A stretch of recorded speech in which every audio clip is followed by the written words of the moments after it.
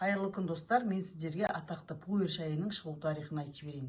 Пуэр шайының 2000 жылдық тарихы бар. Ежелгі Қытайда шайды гонча деп атаған. Бұл шайды императорларға ғана ұсынған.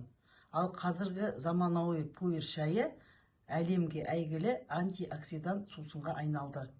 Бұл шайды ұзақ сақтаған сайын құны көтеріліп, сапасы жоғарылайды.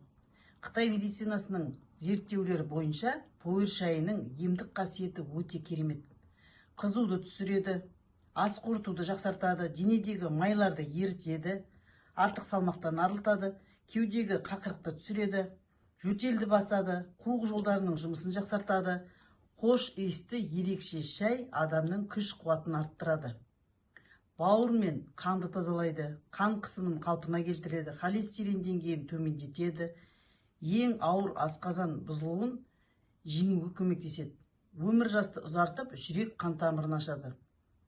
Өттегі, бүйректегі құмдарды, уақ тастарды шығарады. Жүрек ауруының, ұмытшақтықтың алдын алады. Ойлау қабілетін арттырады.